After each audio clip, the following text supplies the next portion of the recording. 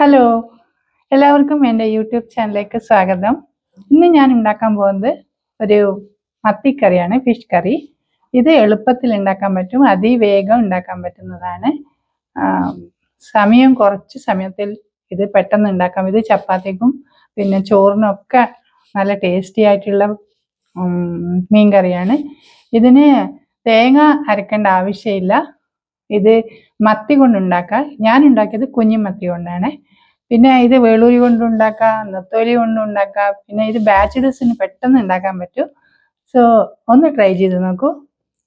എൻ്റെ YouTube channel ഒന്ന് subscribe ചെയ്യണേ, ഒന്ന് ഷെയർ ചെയ്യണം, കമൻറ്റ് ചെയ്യണം, ലൈക്ക് ചെയ്യണം. Thank you, bye. ഇനി നമുക്ക് മത്തിക്കറി എങ്ങനെ ഉണ്ടാക്കാമെന്ന് നോക്കാം.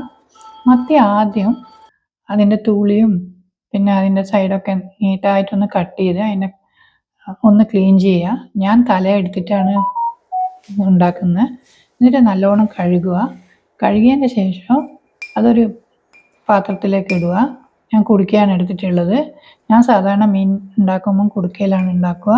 കാരണം മണ്ണിൻ്റെ പാത്രത്തിൽ ഉണ്ടാക്കിയ അതിൻ്റെ ടേസ്റ്റ് വേറെ തന്നെയാണ്. ഇതിലേക്ക് ഞാൻ 2 ടീസ്പൂൺ മഞ്ഞൾപ്പൊടി ഇട്ടിട്ടുണ്ട്.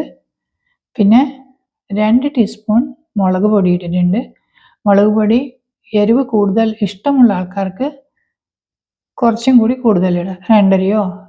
ഞാൻ അധികം ഇടാത്തത് പച്ചമുളക് ചേർക്കുന്നുണ്ട്, അതുകൊണ്ടാണ്. പിന്നെ ഈ കറി അധികം വെള്ളം ഉണ്ടാവില്ല, കാരണം തേങ്ങ ചേർക്കാത്തതായത് കൊണ്ട് അധികം വെള്ളം വെക്കാതെയാണ് ഇത് ചെയ്യുന്നത്.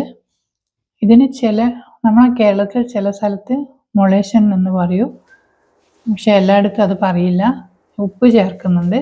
ഉപ്പ് ചേർത്തതിന് ശേഷം ഇതിന് എന്തൊക്കെയാണ് ഇടേണ്ടതെന്ന് പറയാം. ചെറിയ ഉള്ളി, സാമ്പാർ ഉള്ളിയിൽ അത് ചെറുതായി കട്ട് ചെയ്തത്, പിന്നെ പച്ചമുളക്, പിന്നെ തക്കാളി, ഇഞ്ചി, വെളുത്തുള്ളി, ഇതൊക്കെ ഇട്ടിട്ട് ഒരു ചെറുനാരങ്ങ വലിപ്പത്തിലുള്ള പുളി എടുക്കുക. അത് കുടംപുളിയല്ല, വളൻപുളിയാണ്. അത് നല്ലോണം പിഴിഞ്ഞ് അതിൻ്റെ രസം ഇതിലേക്ക് ഒഴിക്കുക. നല്ലോണം അതിൻ്റെ രസം എടുക്കണേ, അത് ഫുൾ അതിലേക്ക് ഇടണം. കുറച്ച് പുളിപ്പുണ്ടെങ്കിലേ ടേസ്റ്റ് ഉണ്ടാവും മീനായതുകൊണ്ട്.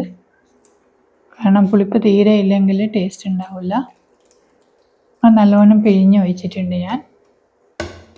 ഇത് നല്ലോണം ഒന്ന് ചേർത്ത് കൊടുക്കുക, കാരണം മുളകും മഞ്ഞളും ഒക്കെ ഉള്ളതല്ലേ, അതുകൊണ്ട് എല്ലാം ഒന്ന് ചേർത്ത് കൊടുക്കുക നല്ലോണം. എന്നിട്ട് വെള്ളം ലേശം ഒഴിക്കുക, അധികം ഒഴിക്കണ്ട. ഞാൻ വീഡിയോയിൽ കാണിക്കുന്ന അത്രയും ഒഴിക്കണ്ടു. അധികം ഒഴിച്ചാൽ ഇത് വെന്ത് കഴിയുമ്പോൾ അത് വേറെ മുള്ള് വേറെ ഇത് വേറെയാവും.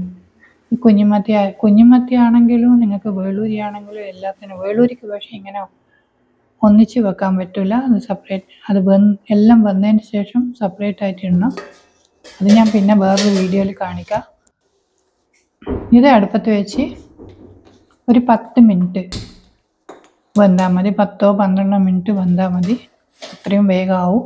അധികം നേരം വേവിക്കാൻ പാടില്ല. കണ്ടോ, വെള്ളം എത്രയേ ഉള്ളൂ. 5 മിനിറ്റ് കഴിഞ്ഞിട്ട് ഒന്ന് ഇളക്കി കൊടുക്കണം. അത് ഞാൻ ചെയ്യുന്നില്ല വീഡിയോയിൽ, അതേപോലെ ഒന്ന് ചെയ്ത് കൊടുക്കണം. അതിന് ശേഷം കുറച്ച് നേരം വേവണം. അതന്നെ, എല്ലാം കൂടി ഒരു 10-12 മിനിറ്റ് മതി. അപ്പോഴേക്കും എല്ലാം വെന്ത് കഴിയും. ലാസ്റ്റ് ലേശം വെളിച്ചെണ്ണ ഒഴിച്ച് കൊടുക്കുക. അത്രയേ ഉള്ളൂ, കറി റെഡിയാവും. നിങ്ങൾക്ക് ഇത് ചപ്പാത്തിക്കും കൂട്ടാം, റൈസിനും കൂട്ടാം. നല്ല ടേസ്റ്റി ആയിട്ടുള്ള മത്തിക്കറിയാണ്. ഒന്ന് വെച്ച് നോക്കൂ, എല്ലാവർക്കും ഇഷ്ടപ്പെടും എന്ന് വിചാരിക്കുന്നു. Okay, thank you.